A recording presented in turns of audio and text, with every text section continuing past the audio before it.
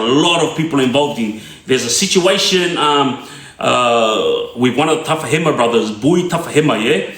And Boy Tafahema and a lot of his people that he hung with, including a girl who organized it, they're all locked up now for a robbery gone wrong, all right? The girl was there hanging out with this guy, yeah? And while she was hanging out with this guy, she noticed that he had a lot of money, and when he was going to his wardrobes and whatnot, he was pulling out money. And what do you know?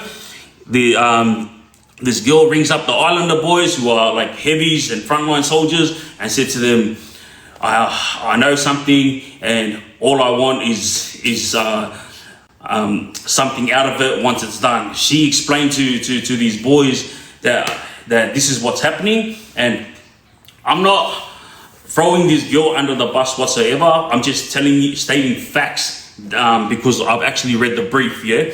And she set this guy up that she was hanging out with. And so to all you youngsters that are on the streets now and you got girls by your side while you're doing your gang related stuff, just remember, at the end of the day, these females, they're there either for love or they're there for money, all right? And if you're getting them involved in your rubbish, there's a big chance that you're going to get snitched in. But in saying that, there's a lot of staunch females that are gang related, and not even gang related, they're just aligned with gangs, yeah? But I've seen these girls many times locked up inside prison, and it's not a pretty sight.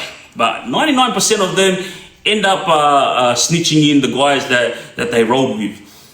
Fast forward to the appreciate you, thank you very much. Fast forward to what happened with the Tafahema brothers, the Tafahema brother Boy and those boys. They all got locked up, and why is because during the scuffle of trying to collect this money that this girl had seen, the kid got abstayed, and then Carol, appreciate you, user, and then he passed away. You know, like very sad story about his about this situation, because not only did he lose his life, but a lot of families lost family members because they're all inside prison now doing a long time, and there's parents who are grieving, yeah? So I'm not going to touch too much on it. All I'm going to say is the point of me telling this story is so to all you younger generation who are in and amongst gangs, or who are in and amongst, appreciate you, who are in and amongst gang related stuff, or even if you're not gang related, I don't care. If you're involved in crime, this is for you to learn from, yeah? You have to be careful what you get yourself involved in. Yo, James, appreciate you. Remember, guys, heart me, love you, Priya. And this incident wasn't meant to happen. You know, the kid lost his life, and it was a pure accident. Like, I've spoken to a few of the boys that were involved in this, and it was just a robbery gone wrong, you know? Uber, appreciate you. So, in saying that, remember all these guys that were involved in this situation. There was a guy, I'm not going to say his name, I don't want to throw him under the bus. They're already doing time and they don't need this rubbish on their shoulders. But one of the guys had said, 1, 2, 3, all good. I was the one with the IFNA, so I'll take the ball up and I'll take the blame, so the rest of you can go home. Because remember, the police will charge everyone with robbery, but they need to know who did the amnesty, yeah?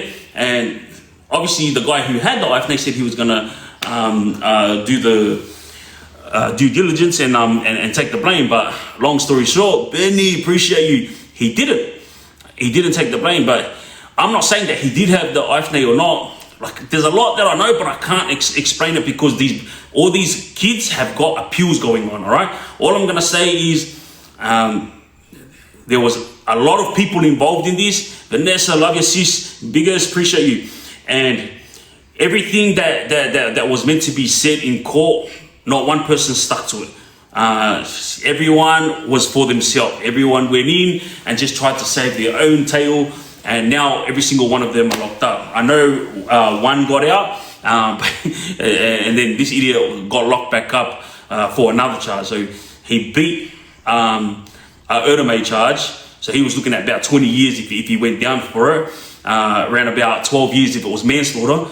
He beat it, went home, and then he come back in for something else. Like, how did you not learn from your mistake?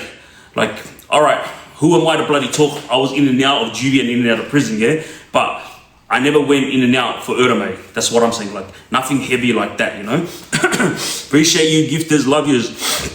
So, moving along from that story, remember, the point of this story is to highlight the fact that all the youngsters need to be careful what they do, yeah?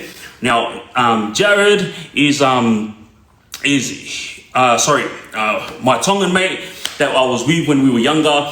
We were doing a lot of robberies, yeah? And for all of you who are in the underworld, all of you guys know that when you start off in the in gang life, you all start off from rolling. Rolling means that you rob an innocent individual, whether it be them or whether you rob a rival gang member.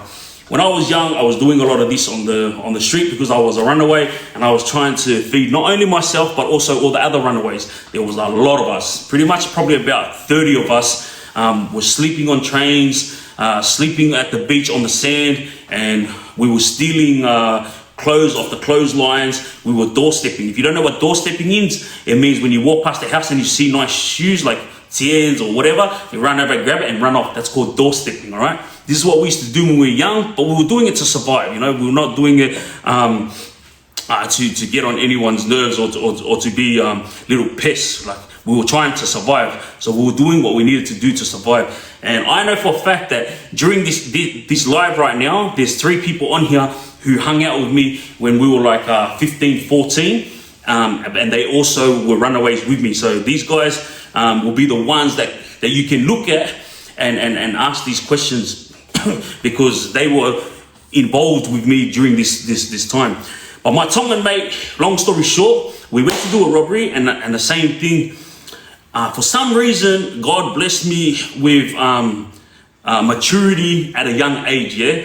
And so to all you youngsters out there, you know, like, you may not be mature enough to understand that this is not the life to live right now, but just understand me and my story, yeah? Get it through your head that if you go out of your way to do something and it ends up being something that wasn't meant to happen, for example, like Erdemay, you're going away for a long time, you know? Doesn't matter if it's a robbery, doesn't matter if you were just going to intimidate the person. If something accidental happens and this person ends up passing away, you're looking at 20 years, 18 years minimum, all right? Now, during this robbery, a guy was riding his bike, yeah?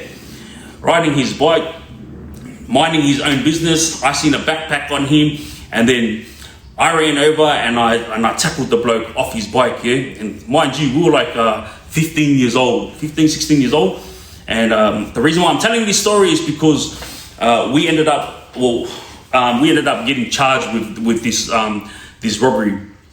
Got tackled, ended up on the ground, and then 3 of us were trying to take his bag. And remember, this guy's probably about 25 years old. We're little kids, all right? While we're pushing and shoving, one of my mates kicked him on the side of the stomach, and he must have got winded, yeah? And then as he dropped down, he let go of his backpack. I pulled it off and I ran. Now this guy, he was getting like hammered, like kicked from not only a friend but also a family member of mine was like going to town on this innocent person, yeah? And he was trying to crawl, and when he crawled up the stairs, yeah? And as I was running off the bag, I turned around, I was telling him, hurry up. So, my family member kept come running towards me, like so we could run away. But my Tongan mate, he was still going.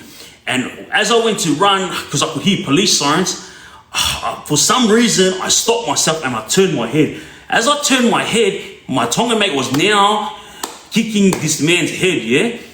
And for some reason, like, I've got a very soft heart, like, you know, like, I understand that you guys will be sitting there going, what soft heart? You're freaking kicking the shit out of an innocent person. But remember, when you're trying to survive, you're doing what you got to do. This is me as a kid, yeah? So I didn't care who it was. I didn't care how old they were, how big they were. If they looked like they had money, we were targeting them. So as I turned around and I seen my Tongan mate going to town on his face, I seen him pick up his right leg and he stomped right on the side of his head, yeah? As this guy like went down like this, my mate went to jump up in the air, and as he was jumping up in the air, he was coming down with both feet straight on this innocent man's head, yeah? I had dropped my bag and I had run as fast as I could. As my Tongan mate was coming down on top of his head, I speed tackled my Tongan mate there. And when I speed tackled him, we both like went straight into the bush. And he looked at me and goes, "What the hell like that?" And I go, "Bro, what are you trying to do? Kill me? Like, what's wrong with you?" So the staircase is here. For all of you older generation that's watched the movie American X, you remember what happened when the guy's teeth gets put on the what you call the gutter? So that's what happened. This guy was trying to crawl up the stairs to try to get away from us because he was an innocent guy that was getting robbed, yeah? And as he put his hand on top of the staircase, his mouth was right there, and my Tongan mate jumped up in the air, and he was coming down with 2 feet to stomp on him. Lucky, I speed tackled my Tongan mate, and he ended up on the ground with me, and then I grabbed him. I go, "Bro, let's go. We ended up going.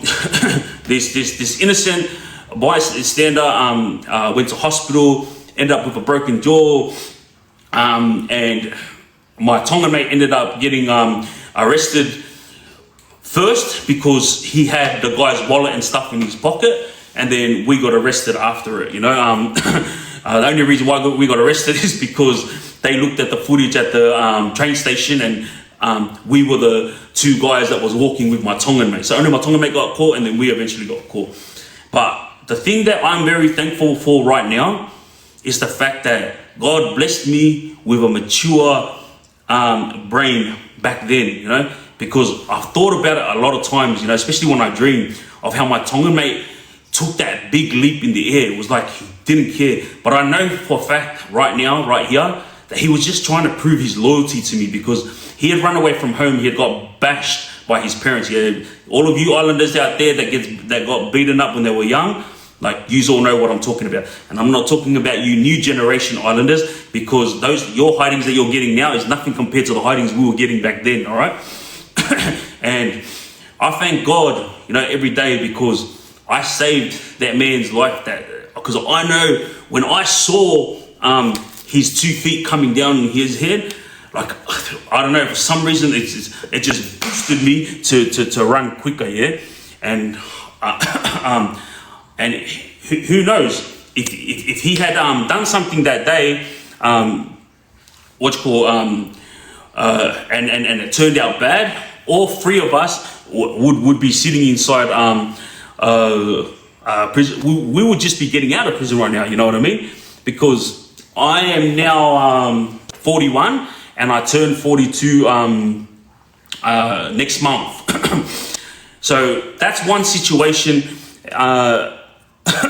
That's one situation that we were lucky to get away with a big charge, you know what I mean? Appreciate you gifters. Now, the next story is about my Spanish mate, Raul. I don't know where he is. We parted ways a long time ago, but Raul was very loyal to me, and I was very loyal to my mate Raul, yeah?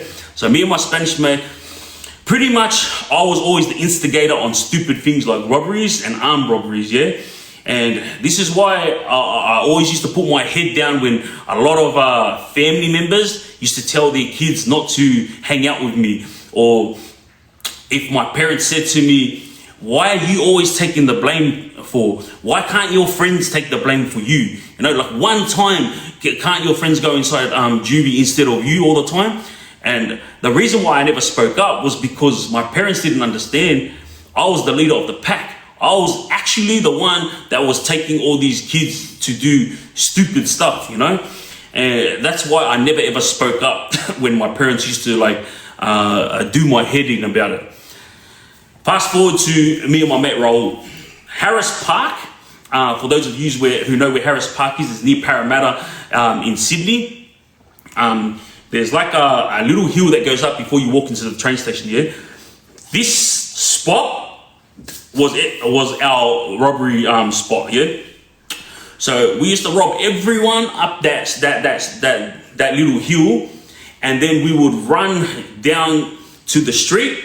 We would turn right, and then we would run down the alleyway, and then we would jump the fence and run across the track, and then we will keep running down like this blind side, and it takes you to Granville train station. So it's a pretty far a getaway, but it was a good getaway for us because the police would be like driving around everywhere trying to find us, but we cut through alleyways and we were jumping over fences, going past the train tracks, and this was our thing pretty much every week. Like every week, every time we were hungry, I'd be the one to instigate. I'd go, look, all good, I'll go get us money from Harris Park. And I would go down there and I would pick the person that I thought who had money, and these people were getting robbed. And this is why I'm telling this story to all you youngsters and young adults right now, is because at the time I was trying to survive, but I never ever thought of the of how I left these people afterwards, you know, after I robbed them. Like the aftermath is what I never ever thought of, you know, how their families would have been feeling when these people were sitting in hospital, how their families would have been feeling if I had gone overboard and these people can't walk anymore because I broke their act bay, you know. Like when I say violent, I was very, very violent as a kid, right? But let's cut to the story, because me and Raul didn't want nothing to do with it. He was just walking with me. He didn't know I was going to do a robbery. I walked up, clocked the guy, took his wallet. Walked up to another guy, clocked the guy, took his wallet. Then I walked up, and as I was robbing this other guy out of nowhere, all I heard was, police, police, police. I turned my head and I didn't realize, because we had been doing robberies for like 3 months straight, they had created like a task force for juveniles, yeah? And they were walking around with civilian clothes, so we didn't notice them. But for some reason, they had clocked off early, so they went to go get something to eat, and then we had turned up. And while I was in the middle of robbing my third person up that hill, they were coming around the corner just to do some laps, and then they seen me doing this. So they come running up, police, police, stop, stop. Remember, my mate Raul had nothing to do with this, yeah? But when I ran, he ran. Out of nowhere, a dog came, a police dog, and because remember, I had a way to get away, but Raul didn't know my way. So when I ran, I kind of stopped and waited for him, but he was running slow. So I kept running down, and every time I ran, I'd stop, and then I'd see him come the corner, and he was following me down. But as I said to him, jump the fence, I jumped one fence, he jumped the other. I didn't know where he went. Now I realized like he went under the car, because obviously we both got locked up. He went and hid under the car, and I kept running like my route, yeah? Raul ended up getting his leg bitten by the dog, because obviously it's easy for the dog to find him due to the smell, yeah? He got bitten on the leg. He got charged with robbery, and then later on they charged me with robbery because they caught me at Granville Station. They checked everything. So the police weren't stupid. They caught on to what we were doing, and we ended up getting caught. Now, the point of me telling you guys this is, he had a heart attack, and he almost passed away. I thank God that he saved him, and I didn't end up getting charged with appreciate you guys. I didn't end up getting charged with Erdeme, but I did get charged for grievously bodily harm, and these are the little things that I have to explain to you guys, because when you guys are running around the streets doing something dumb, and I'm gonna give you one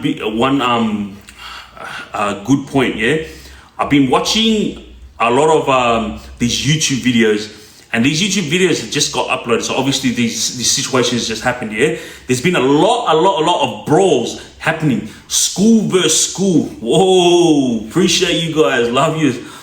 And when I was watching these school kids all brawling, I was like, whoa. Like, it was pre-planned, and then they met up, and there was like girls everywhere just watching, and then there was a one-on-one going on, and then next minute there was a 2-on-2, and then next minute it was an all-in brawl, all right? The reason why I'm telling you youngsters this story is, if you give a punch that's not expected, you know, or if you didn't realize that your punch was as strong as as an adult's punch, remember there's a really good chance that you may kill this person. All right, so you have to be careful when you get yourself. Boys that are locked up, they're not locked up for the hit. Guess what they're locked up for? Because when they hit, the person fell onto the cement and cracked their head open, and that's why this person ended up unalived. Yeah. So this is why I have to explain to you guys. Appreciate you, and is because you are all going through a lot right now, and it's not something that that I'm gonna talk on because it's none of my business. You know, do you? Here's my story. Hopefully you learn from it. But just remember, be careful what you get yourself involved in, because you're gonna end up in prison if you accidentally do something overboard. All right. Now, there was one situation that I wanted to highlight, and this was a situation as well when I was hanging around a group when we were young. You know, one of the Asian boys that I was with, he went overboard. All right. I was there when it was happening. The brawl had broken out with the other Asian side and my Asian side. Yeah, everyone was going at it, but the difference between this brawl and all other brawls was everyone had a machete, so everyone was attacking each other with machetes. I didn't have one at the time. When I went, I didn't realize there was going to be a brawl. Ended up a brawl breaking out. A kid had a machete put into his shoulder. Another kid had this part of his collarbone like struck with a machete. Like that day, a bunch of 16-year-olds went to town on each other. Yeah, and it was so funny. Like the guys that were bleeding, like I don't know, like it's like they wanted to put up this facade of how gangster they were. So they didn't do the like they were all like just standing there, but everyone was bleeding. Yeah. And my point is, one of the guys ended up bleeding out. All right, and when bleeding out, he almost lost his life. A lot of kids got arrested that day up in Fairfield Heights. This is where the brawl broke out. And I didn't get arrested, obviously, because I don't look Asian. I was involved in the brawl, but I actually didn't have a machete. But this is what I'm getting at. I'm seeing now a lot of kids who are going inside jail for Erdome because of stabbings. Yeah, this is why I have to highlight these stories, is because you're not understanding the consequences of what you're doing. You're thinking it's cool to go and fight one-on-one. You're thinking it's cool to carry a knife to school. You're thinking it's cool to have a machete in your bag everywhere you go. And I understand like this era is not not like my era. Yeah, in my era, if guys had machetes or something, it wasn't for protection against other areas or other gangs. Pretty much they used to carry it around because they wanted to be cool, but it was very, very rare. Yeah, like everyone fought with their hands.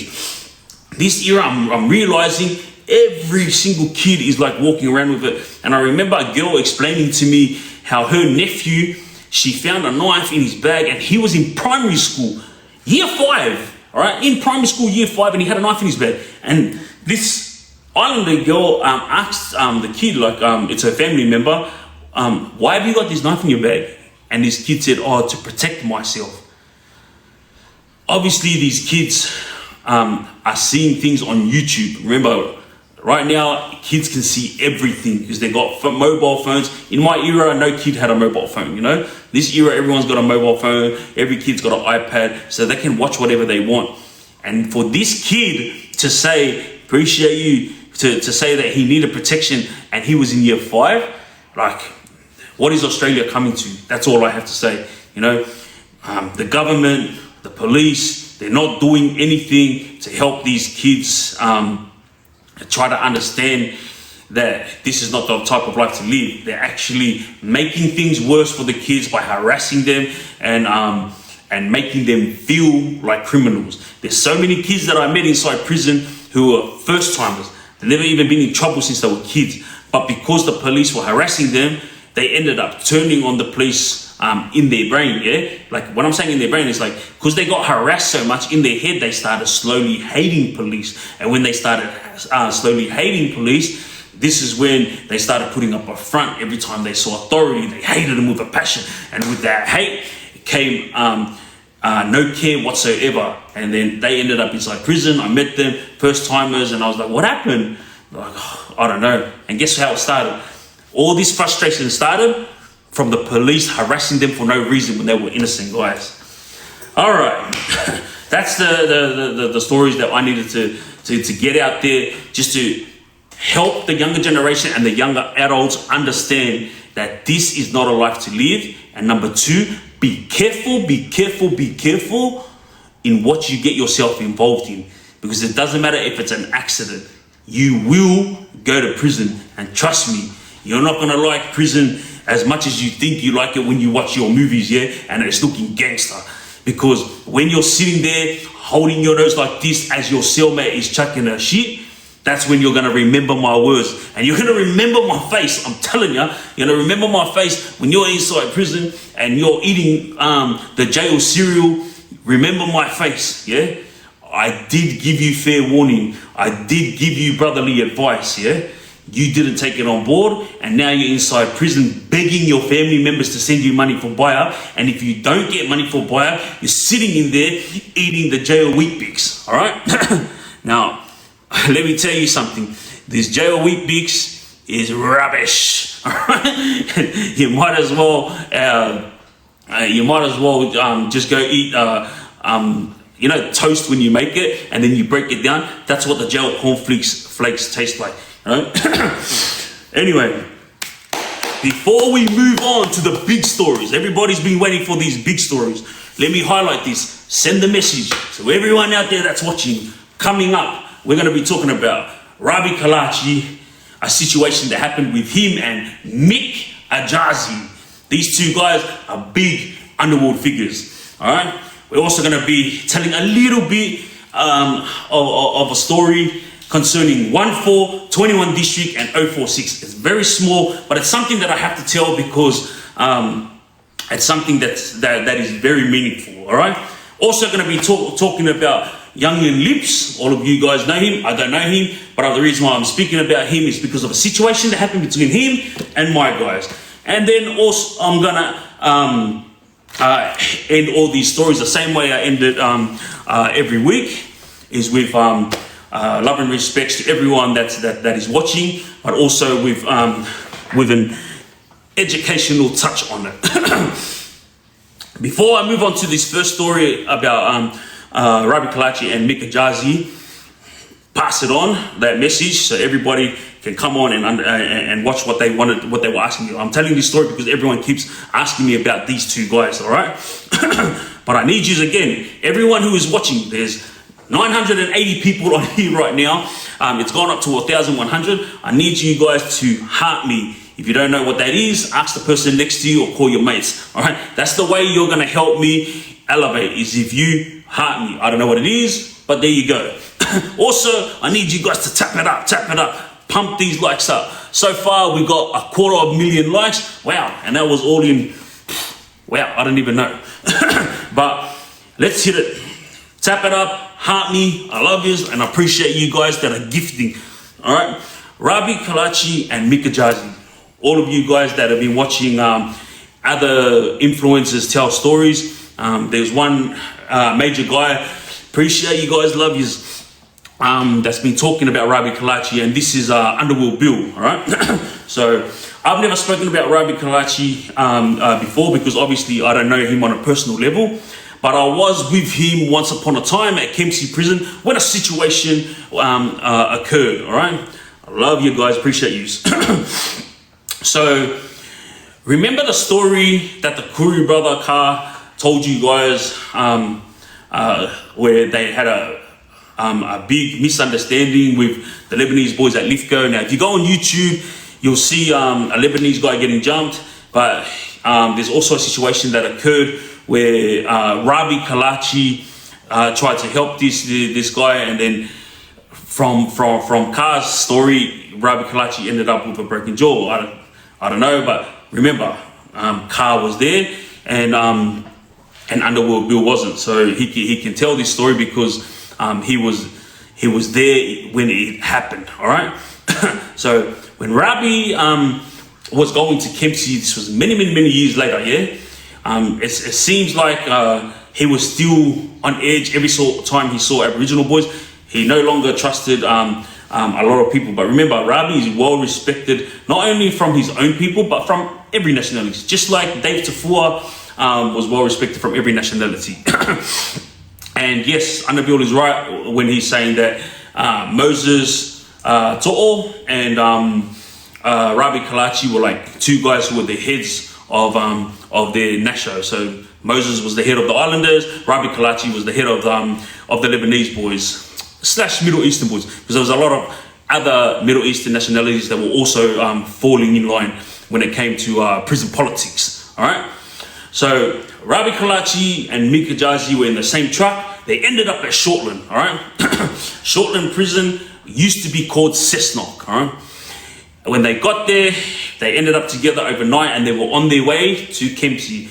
Kempsey prison is where all the heavy hitter Aboriginal boys were back then. Right?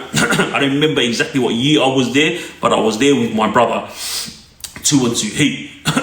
So they were both coming to Kempsey prison. This is Mika Jazi and Rabi Kalache.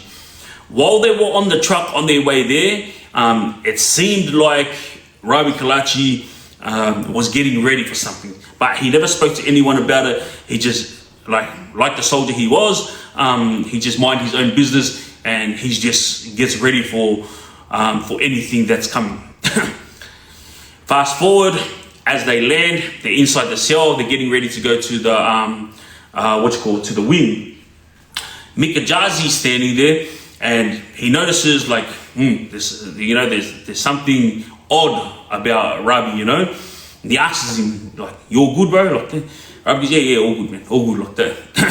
And then he mentioned like the situation that might erupt. He goes, "Oh, I'm going over there. Might be a few Kooris boys that don't like me. So it is what it is. Gonna do what I have to do." Mika Jazi, being the person he is, he's got nothing to do with this drama. He's got nothing to do with any of the jail politics, because he just come from the outside. But being the person he is, he told Rabi, "All right, then I got your back." And Rabi was quick to say, "Nah, I don't need you to have my back. It's all good.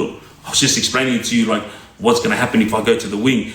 And Mika Jazi, from his own words, said that he goes, "It's all good, bro." He goes, "We came together." And he goes, "And whatever happens inside the wing when we walk in there, it's gonna happen to both of us. We both get got, we get got. Like, I'm not gonna leave you with it. Like, we're gonna do something, let's do it." They go inside the wing, and the first thing they see is all the Aboriginals packed up, yeah? And they were the only 2 Middle Eastern guys there. So the first thing they did was drop their bags, and they quickly walked outside to the yard. Then they started pumping laps, all right? While they were pumping laps, remember, they had no sheaves, no nothing. And this right here shows the gangster mentality of real OGs, yeah? Like, yeah, there's going to be a lot of people out there that are going to be saying Rabi's not an OG, or Mika Jazi's not an OG, or don't put these two in the same category. Hey, like, I'm telling this story, and it's got nothing to do with who's the OG and who's not. This story's got to do with 2 guys who could have just separated and gone their own way, and could have done what everyone else does and put in a paper and say, "Oh, chief, I can't be here in this prison because I had problems with the Kooris boys." No, Rabi Kalache didn't do that. He was willing to go into the wing, and if he got jumped, it is what it is. Mika Jazi, who had nothing to do with it, he followed suit, knowing full well that he could have got his head jumped on. Both boys doing laps until the Kooris boys yelled out. And when they yelled out, "Hey, what's going on, lads?" Both of them were like, "Nah, nothing, he's all good." Because, "Yeah, we're all good. You all good?" "Yeah, we're all good." When you hear this inside prison, where inmates are saying, "Are you good?" "Yeah, we're good. Are you good?" Usually at this time, drama's about to kick off, all right? I've heard it so many times, and I've done it myself. where I knew I was going to beat someone up, so I say, are you good? You know, and that person knew straight away something was going to happen. Fast forward, the Kooris boys, while they were chatting to Rabi and Mika Jazi, he had drugs inside his pocket, and this was his way of trying to swindle a move to try to keep him and Rabi safe for at least one day while they go and try to get some ifshades or something, because they had just got there. So obviously there was no one there to help the boys with ifshades, and there was no one there to back the boys up. So both boys were there, and the whole wing, and mind you, this is probably like 70 people in this wing, 50 to 70 people. So it was really, if it broke out, it would have been the whole wing against these two boys. Yet they still walked in like men, knowing full well there was a chance that we're going to get hammered, right? These boys that were questioning them and asking them like, where'd you come from? What they didn't realize, Mika Jazi and Rabi Kalache at the time, is these Kooris boys knew who Rabi was, all right? But they were actually shocked at the fact that Rabi was willing to walk into the wing, you know? And then obviously Mika Jazi was there backing him up, but it didn't matter, because remember, these guys had the numbers. And no matter how much of a hard guy you are, when the other national, when others have the numbers, like, good luck to you, all right? When they were talking to the two boys, one of them yelled out from the side, "Oi, aren't you Rabi Kalache?" And guess what? The first thing he said was, "Yeah, why?" A lot of boys inside prison that I have met would always buckle and say, why? You know? Didn't buckle. Said straight away, "Yeah, that's my name. Why?" You know? And Mika Jazi, like, got ready. But also he had the drug in there because he wanted to give it to them to try to get one day so they can go get armed up. Like, even a tuna in a sock is a good weapon, but they didn't even get the chance to do that because they didn't get all of their property, you know? When the Kooris guy asked him, Rabi spoke up, and obviously you can see the tension that something might erupt, yeah? But as soon as he asked that question and Rabi answered it, he straight away turned to all his guys that were there, the other Kooris boys, as in like, are we gonna do something, or are we all just gonna stand here? Now remember, the situation at Lithgow happened, but Rabi was well loved by every nationality, yeah? From what I know. Remember, I don't know Rabi Kalache on a personal level, but everyone that was in his team, or everyone that got along with him, they all said the same thing. And even the Islander boys, they knew him very well, especially Moses as well. And every single one of them said the same thing. He was a gentleman until you stepped on his toes, all right? And this is what happened. Every single one of the Kooris stopped, looked at each other. No one wanted to do anything because they didn't know if they did something, they were stepping on the toes of their bosses or the Kooris boys that were leading. Because there was frontline soldiers for the Kooris there. When I tell you the Kooris that were there, you'll spin out, because these guys are the ones that go to town on freaking inmates. They don't take a backward step. But these are the guys that gave Rabi the respect to stay in the wing that day. And they didn't jump him or Mika Jazi. So I was in another wing with my brother. I got a message from boys to help Mika Jazi because he was by himself. Now remember, Rabi Kalache had a bit of issues with the Kooris boys, but what nobody knew is Mika Jazi, he was a commentator at the time. And when he came to that prison, that wasn't a commentator prison. That was his enemy's prison, yeah? And he still walked into the remain knowing full well that he might get abstayed or have his head jumped on. But I got a message to take care of him. I called him out to the Oval, asked him if he was all right, if he needed anything.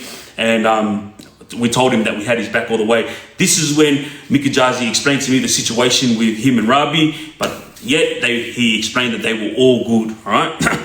So this is a story that everyone's been asking me about, because obviously a lot of people have been bridging up at the fact, saying that Rabi Kalache and Mika Jazi, walked in there and they shit their pants. Let me tell you something. Every Kooris that was in there said the same thing to me when we were out on the Oval, because, bro, they're staunch boys, eh? They walked in knowing full well that something might happen to them, and they didn't take a backward step, you know? When they asked the question, Rabi said his name straight away. Mika Jazi, he knew full well that he had nothing to do with it, but he backed Rabi all the way. So to everyone that's sitting there talking rubbish about these two boys, no, they didn't buckle. Sorry, I just got to fix this puzzle. No, they didn't buckle. And not only did I hear this from boys that was in their wing, I also heard this from the Kooris boys that were there that day. And obviously I was there during this time with my brother, and I heard it straight from Mika Jazi's mouth what happened. So there. No, Mika Jazi and Rabi Kalache never shit their pants, never took a backward step. Let's fix that up. Nobody ever talk about it again. Let's move on to the next story. All right. 1-4, 21 District, and 046. This is not a story. This is just something that occurred while I was doing my 7 years, yeah? Now, before I move on to this story, again, guys, heart me and tap it up. Heart me and tap it up. I love yous. I appreciate you gifters, and I appreciate everyone that's tapping it up. So, the story that I told about Rabi and Mika Jazi was just to highlight this to the younger generation, that there is going to be times when you go into prison and think you're a tough guy, and then you're going to be stuck in a corner. What are you going to do? And remember, you would never be in that situation if you didn't do what you just did. You know what I mean? So, moving forward with 1-4 and that, I was locked up 2018. All right. I owned a percentage of Snow Tunes. For those of you guys who don't know what Snow Tunes is, it's one of the biggest winter festivals in Australia, and I was 51% shareholder, so I was majority shareholder. 2017, 2018, I was heavily involved in it, but these guys were already running for 5 years before I even got there. All right, Tanisha, love you, I appreciate you. Now, during this time, I ended up getting locked up in 2018. I got 10 years with 7 years on the bottom. While I was doing my time, my wife inherited the company. I signed over the company to her, Snow Tunes, and then she was helping my business partners run Snow Tunes, all right? Now, because I am good at what I do, I know how to run events that will bring crowds, all right? And 1-4 started popping off. Obviously, they started doing this thing called drill music, and it started popping off, and then everyone else started like following suit. Now, while I was inside prison, I had an illegal mobile phone, so I was watching this stuff on the mobile phone. 21 District comes out with a song called The Reply. Now all of a sudden drill blows up even more, because you got two groups who are rivals, and when they were rapping about certain things, it was about real shit that was happening to them and real things that had happened amongst both their crews. For example, I remember asking one of the younger generation guys inside prison, I said, why the hell are all these young islanders fighting each other over postcodes?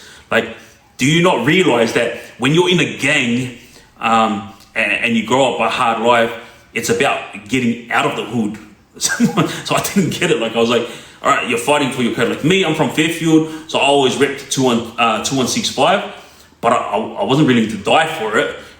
That's where I grew up. You know, that's the first area I went to when I came from New Zealand, my family. So I love Fairfield with all my heart, you know, but I'm not gonna die for it. So I was a bit confused when all these kids were like willing to die for a postcode, because if you're gonna be gangstering on, the whole point of gangstering on is making money, yeah? Making that moolah. But these guys,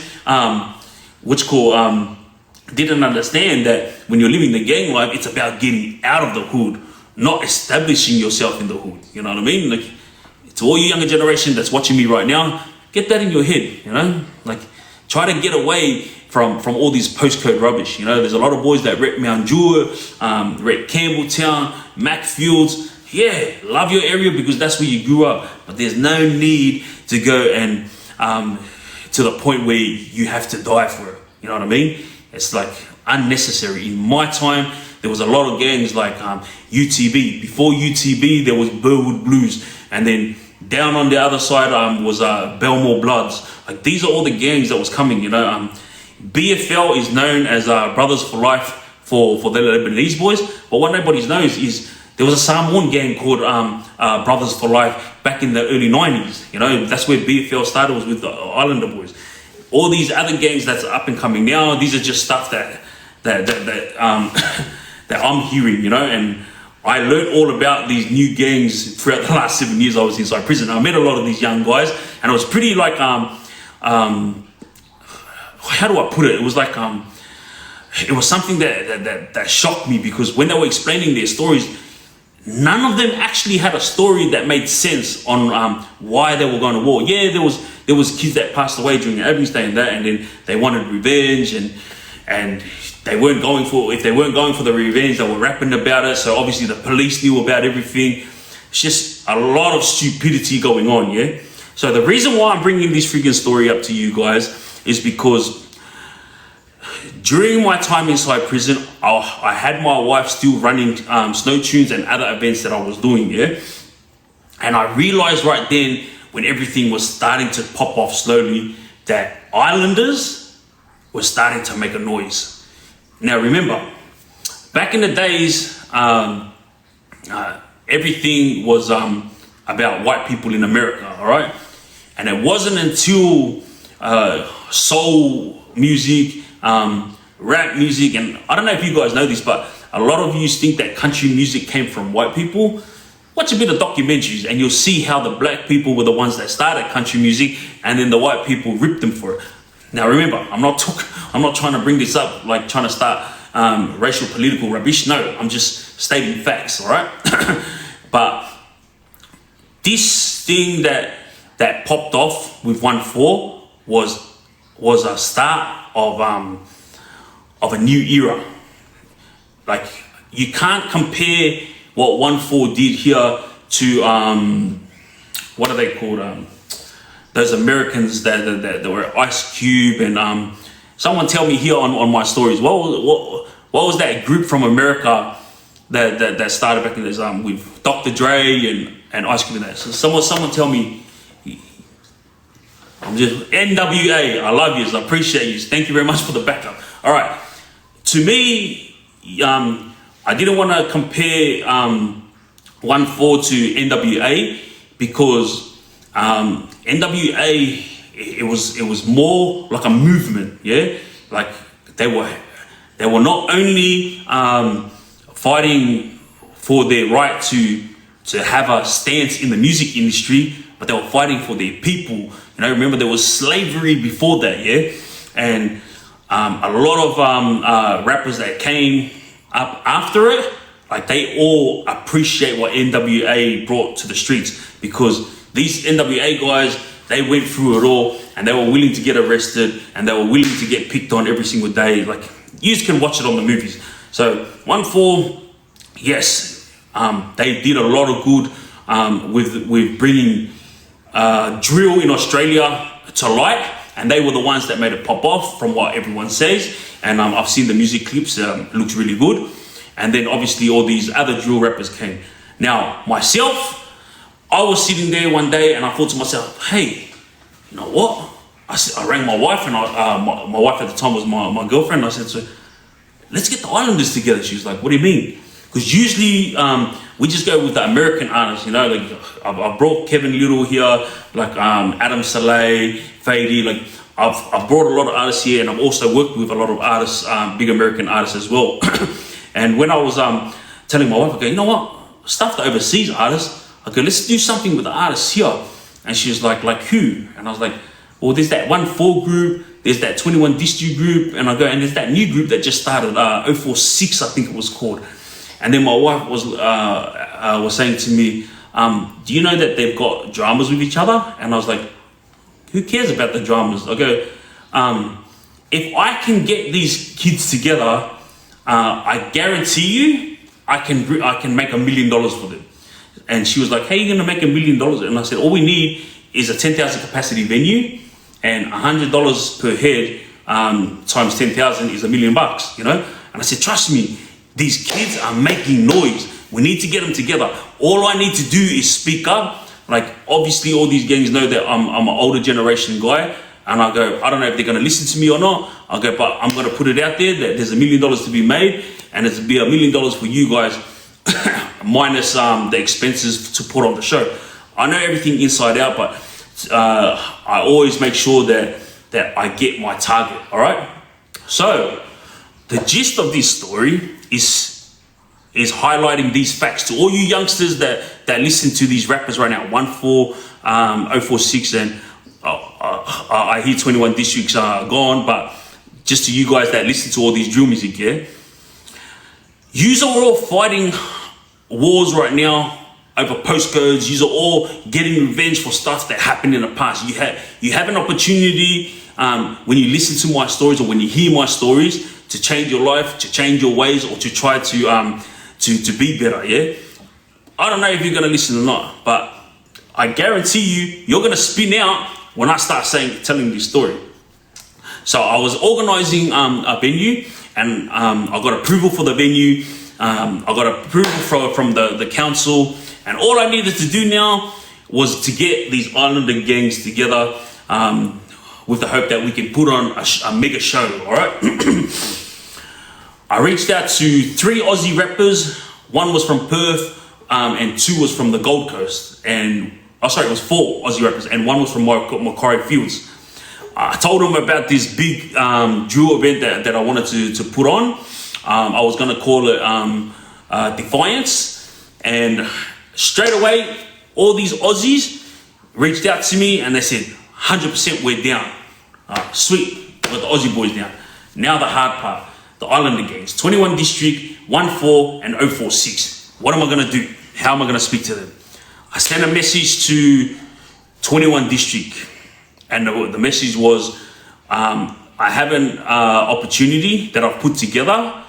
I go, but it's an opportunity where everyone has to work as a unit in order to make $1 million plus. You know, I can guarantee you guys $1 million, but I can't guarantee you more than $1 million.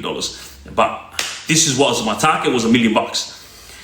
So I said to 21 District, and at the time there was some guy named Lithgow who I got put in touch with, yeah, and he told me, like, I don't know if this is true or not, that he was the leader of 21 District, or his area. All right, so the messages were being passed back and forth from me and this guy named Lithgow. I don't know who he is, and still to this day I don't know who he is.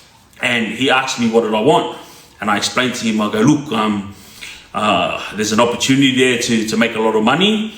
I know there's big tension between 1-4 and 21 District, but if we can push that all aside and come to a solution to get everyone together to make money for their families, I guarantee you it's gonna go off. And I go, because everyone's popping right now, but no one's making money. So back then, when all these gangs were rapping against each other, no one was making money. Pretty much everyone was losing money. All right. So that's so my thing was, I was trying to get them together so everyone could make money. But when I spoke to this Lithgow bloke, he sent back a message, and his message was exactly this: anything that you want to do, Pete, concerning events and the boys performing, 100% we're in, but we will not perform next to 1-4.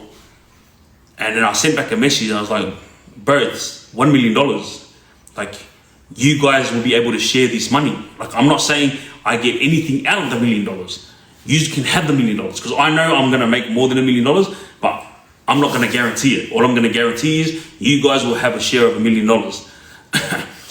And he said, nah, we won't perform with 1-4, and we will never perform with 1-4. So I hung up the phone, and I was like, all right, cool. Who are we gonna hit up next? 046. I get in touch with one of the 046 boys, because a lot of my guys knew who they were, yeah? And same thing. I explained the situation, I explained the money that could be made, and I explained that I guarantee this $1 million. Trust me, I am good at what I do. I've been in the entertainment industry for a long time. I know how to make money when it comes to the entertainment industry. But again, when I explained this, 046 turned around and said, you know, Big Uso, like, we got respect for you because you're old school, so we're down for whatever you put on, but we don't want to perform next to 1-4. And we will never perform with 1-4. This is the exact words that came out of 046 and 21 District. All right. Then I sent a message to 1-4, and it was a simple message because my mate was producing their music. So he's a very close brother of mine, and then I sent a message to 1-4, the same message I sent to these boys, and the message came back. And guess what the message was that came back? It goes, look, bro,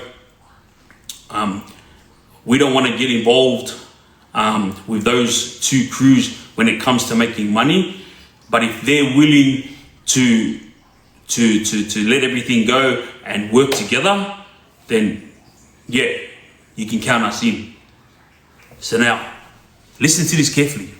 1-4 said yes, they were willing to call peace and work together with these two gangs, yeah, to make money for their family. So obviously, 1-4 had learned that when they were succeeding, they didn't want to go back to prison again, all right? And yeah, there was big, massive tension between them and other gangs, all right?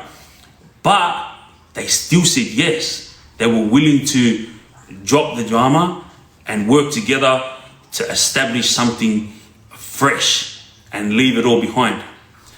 So fast forward today, 21 District is no more apparently, yet 046 is now performing with 1-4. Everywhere 1-4 goes, 21 District is, everywhere 1-4 goes, 046 is there, you know. Now, I'm not trying to put down 21 District, 1-4 or 046. I'm just telling this story to all you younger generation there, yeah? Listen carefully to me. These are three gangs that were at war with each other, yeah? And these three gangs, out of three of them, two of them refused to work with them, and one of them chose to move forward and move away from all the rubbish in the past. You know, everything that happened back then, I believe, was due to these boys not being mature enough to make the right decisions. I'm talking about 046 and 21 District, all right? But 1-4 had felt success and they didn't want to lose the success. So they were willing to drop their guard and work.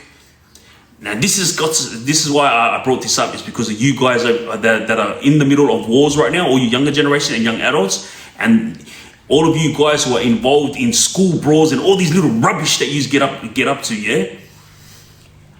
Get it through your head. If you start to mature a little bit and get out of that gang mentality, get out of that little street rubbish that you're getting yourself into, like, leave it all behind, you will succeed as well. Look at 1-4 succeeding. Look at 046 succeeding, you know. They dropped their guard and they said that and now they're performing alongside 1-4, you know. But nobody knows this story that I'm telling you guys. I'm telling you guys this story because this is a story where 1-4, 046 and 21 District, they could have succeeded almost 7 years ago when I brought it up, yeah? Yeah, like 1-4 was already starting to elevate, but my point is they're only starting to elevate now, all right? Like in a big way. Obviously 1-4's come out with their film. Congratulations to all these Islander boys. And for 21 District, the three brothers that I know of, the Tongan brothers who have a podcast, these three boys are amazing. They've changed their lives completely, you know? And God willing, all these boys stay on the straight and narrow path. But the message is to all you guys out there. If these guys are willing to drop all their dramas so they can succeed in life and so they can make something better for their families, then why aren't you doing it? You know what I mean? Like, drop the facade, get rid of all the rubbish and make something of yourself, you know? I'm telling you right now, if you're willing to do it, then your enemy will be willing to do it. Drop all this postcode rubbish. Why are you fighting over a postcode? You know, The point of gangstering on is to get out of the friggin' hood, you know, not to rep a friggin' postcode that your parents went to when they were struggling. If you're repping that postcode, it obviously means that you like struggling. Do you like struggling? I guarantee you don't like struggling. You know what I mean? So take one from 046 and 14, yeah? They dropped all the rubbish, they moved forward with their lives, and now they're succeeding. Now, to our final story. All of you guys know who Youngn Lipz is. I don't know this kid, but I do know that there was dramas between Youngn Lipz and my guys. He's not my age, but we also have younger generation bloodline boys that is his age. Before we move on with this story, again guys, tap it up, and if you haven't heart me, then heart me. I don't know what this is, but heart me. And tap it up guys, tap it up. Look at that. We're almost at 500,000 friggin' likes. I need you to pump it up while we friggin' finish off this. Came up in music when I first heard it, yeah? Love ya, and I appreciate you guys who are gifting and tapping it up. Tap it up and friggin' and heart me. I love yous. I don't really know much about Youngn Lipz history, but I do know that a lot of people said he was making good music, or he does make good music. I don't know where he is now because I haven't heard anything from him. And I'm not going to bring up all the rubbish that I've been hearing because I don't care about that, and it's none of my business. What I'm bringing up is the fact that Youngn Lipz was someone who had nothing to do with nothing, and then he met OC. This gang OC, everyone knows, this is the gang that I don't get along with because of past rubbish, yeah? Youngn Lipz could have just freaking gone on with his life and became famous. I love you, appreciate you, James. and instead, he bumped into these OC blows, and he bumped into these other gangsters, like the Elmadines and that, and then he chose to align himself with these guys, but not align as in like having a network that he could elevate with. He aligned himself with these guys gang related wise, you know, like he didn't meet the Elmadine boys till later. He met the OC boys first, and then he started repping this OC gang. And every single one of you who are out there, you all know more than I do. You know, like Youngn Lipz is good at what he does, but then all of a sudden he started repping this OC gang. Why? This is a question that I always have to ask. You know, like, if you're succeeding in life, this is going out to all you younger generation. If you are succeeding in life, then why the hell are you aligning yourself with gangs? Let me tell you something. Yeah, here's something for you. If you are being a drug dealer while you're succeeding in the industry, whether it's music or anything else, then that means you haven't made it. It's as simple as that, all right? There's a lot of rappers out there right now who are selling drugs, selling ungays. Like I saw it in the newspaper in the last 6 months. A lot of the rappers have got locked up because they're still in the game, you know? On their music video clips, you see these Lamborghinis, you see these Gucci and Louis Vuitton bags, and you think, wow, these guys are killing it. They're friggin' love yous, appreciate you guys. These youngsters, look at their music video clips. They're friggin' living life to the fullest, and they've outdone their parents. You know, look at them, they're living rich. What rich? What rich? No rich. It's all rubbish. All their cars are rented. Just like my car was rented. Just like the Rolls Royce that would pick me up from prison when I finished my 7 years. Not my freaking Rolls Royce. It was a freaking rental Rolls Royce. You know what I mean? This is what I'm saying to you guys. Like, all these music video clips that you guys see that's all lax, it's all a facade. It's all rubbish, yeah? No one is living like that. And Youngn Lipz had an opportunity to become someone massive in Australia, but then he chose to align himself with this stupid gang, all right? Remember, my guys never had an issue with Youngn Lipz. Woohoo, Moses, Dreezy, appreciate you guys. My guys only had an issue with this gang that I just told you about. Fast forward when Youngn Lipz was now making big noise on the streets, and people around Australia were starting to notice him. He went to a place which I'm not going to mention, and a lot of you guys know this story. And he went into the toilets, and one of my guys confronted him. It was an accident. It was a coincidence that they happened to go to the toilets at the same time. Long story short, Youngn Lipz ended up getting abstayed. Yeah, there was a big thing around the streets when it came to the younger generation. Guys like myself didn't really care about it or know about it, but this is the situation that happened. He got abstayed, and then everyone started talking about it. And it was like this big thing. And when I first heard about it, I was like, what happened? He goes, oh, one of the young Usos did this to Youngn Lipz. I go, who's Youngn Lipz? Explained that he rolls with OC. So obviously I didn't care. I found out later on that he was actually someone who was coming up in the music industry, but he was getting effed over from all the people around him, not being honest with him when it came to his music. You know, like the guy wasn't getting paid his due diligence. But this is where it comes down to all you youngsters out there, you know, picking and choosing the right people, you know, to be in your life. You know, you are who you surround yourself with. Youngn Lipz was becoming successful, but then he chose to surround himself with wannabe gangsters and also heroes, yeah? And these are the guys that brought him down. You know, like, I'm not trying to put down this Youngn Lipz guy. All I'm doing is stating facts. You know, if he never joined that gang, my guy never would have abstayed him. All right, and my guy's got a big heart. Youngn Lipz, he would have been as big as ONEFOUR now, if not bigger, because the guy's got a totally different style than the ONEFOUR boys and the 046 boys. You know what I mean? I've listened to his music once. Because it was playing in the background while I was training, and I remember turning around. I said to this Aussie guy inside prison, I go, "Who the hell's that?" Because I could tell it was the Islander voice here. And he goes, "Oh, it's this guy Youngn Lipz, you know." And then straight away I knew he was OC. So I said to the Aussie guy, "Turn that friggin' TV off before I come and turn your lights off." So he turned it off straight away. And this is how much hate I had towards this OC gang, you know. So I didn't want a bar of anyone that was close to them. And this is the reason why Youngn Lipz got.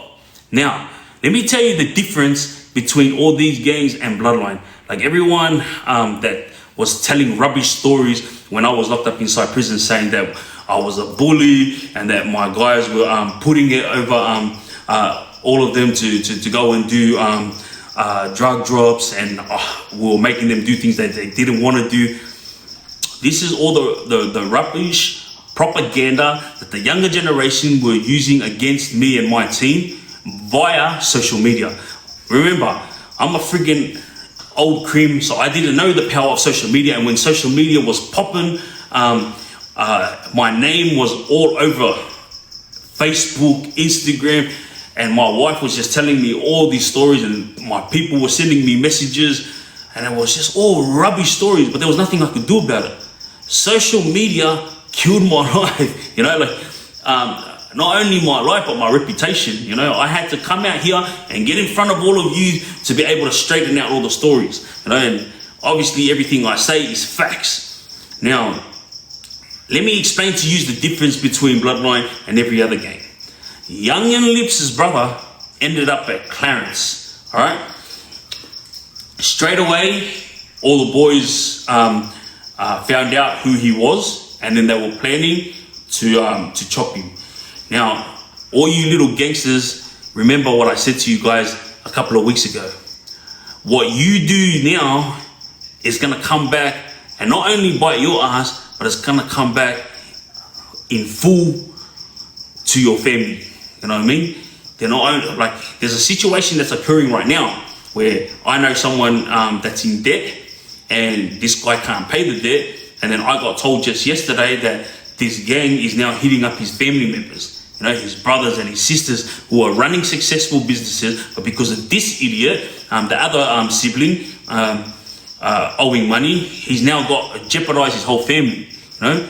And this is the same as Youngn Lipz's brother.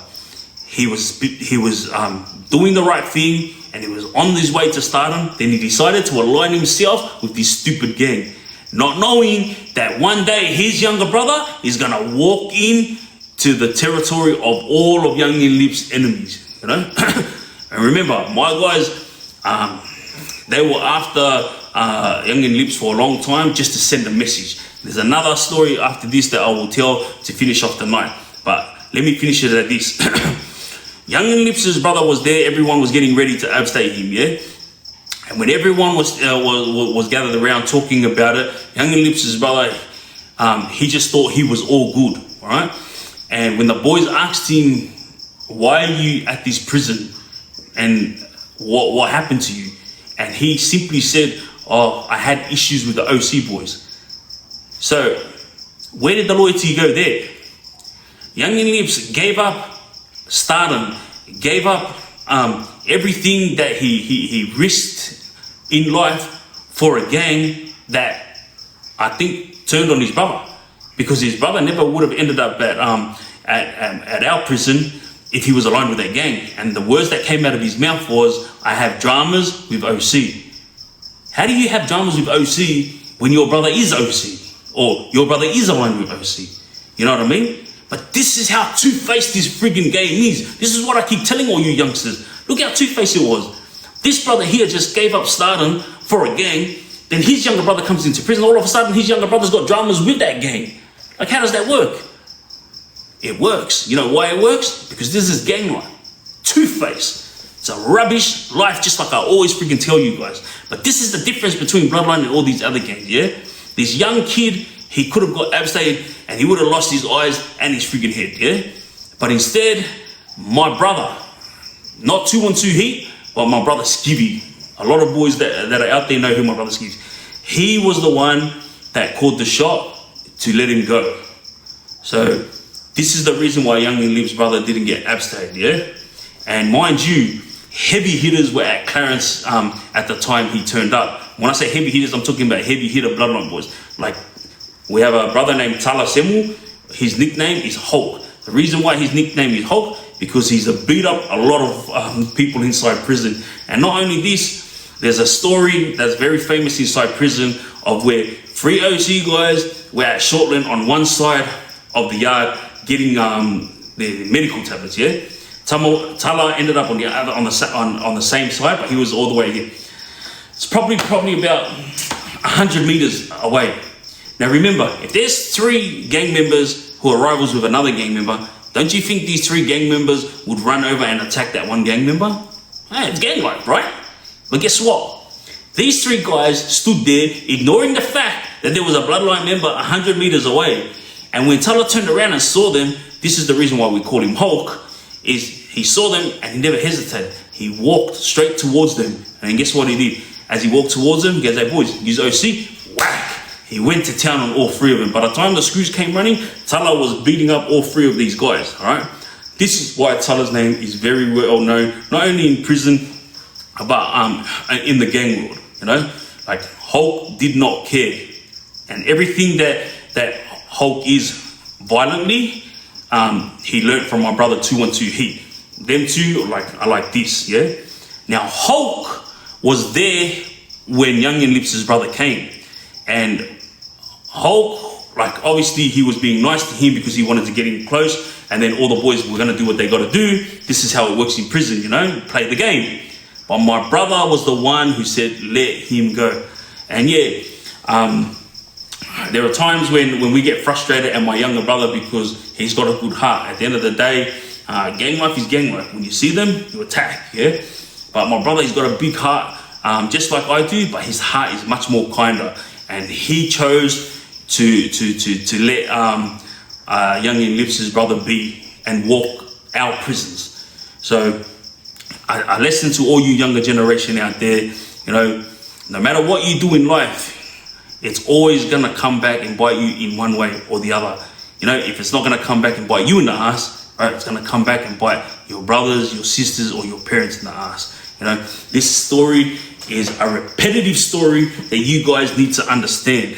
You know, there is so many guys who are unalive today. They've been Otshe, they've been Abstay, and guess what? It wasn't even them. I always bring up these two names, the father and son, Hemsey, you know, who got Oche in Sydney. These two, apparently the son was gang related, but the father was an innocent, hard-working 9-to-5 man. And guess what happened? He got Oche because these guys were aiming for his son.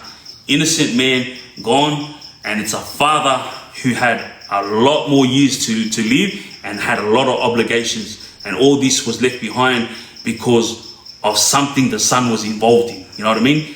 And this is what I keep telling every single one of you guys out there, or younger generation out there, is things that come from what you do, you know?